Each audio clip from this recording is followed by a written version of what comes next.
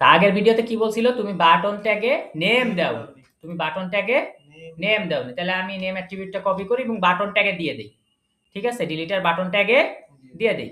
তাহলে আমি control V দিলাম, নেম ইকুয়াল টু নেম হচ্ছে কি আমার নাম যেহেতু ডিলিটই একই রাখছি, ডিলিট নেম দিয়ে দিছি এবং সেভ করে এখানে এসে আমি আবার রিলোড মারি বা রিফ্রেশ করি, যেটাই করি করলাম। ঠিক আছে, করার পরে আমি এখানে ক্লিক দিলাম।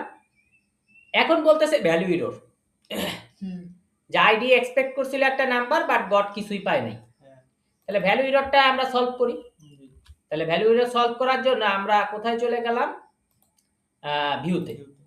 ভিউতে যাই আমি কি করব, আমি বলবো ভাই ফার্স্টে তুমি এটা দিয়ে ট্রাই করো। ঠিক আছে, ট্রাই এটা দিয়ে করো। করার পরে আমি একটা ট্যাব মারলাম। এবার অ্যাকসেপ্ট ভ্যালু এরর। যদি ভ্যালু এরর হয় সেক্ষেত্রে মেসেজ ডট এরর দিও যে তুমি তো ভ্যালু দাওনি, ঠিক আছে, তাহলে তুমি ডিলিট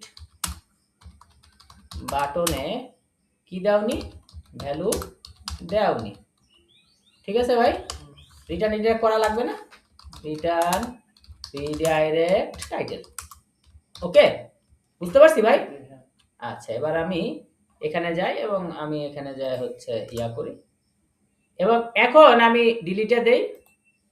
ডিলিট বাটনে তুমি কি দাওনি, ভ্যালু দাওনি, দেখছেন? যেটাই ক্লিক করি, হ্যাঁ রিফ্রেশ, আবার দেখেন ডিলিটে দেই, ডিলিট বাটনে ভ্যালু দাওনি। ঠিক আছে ভাই?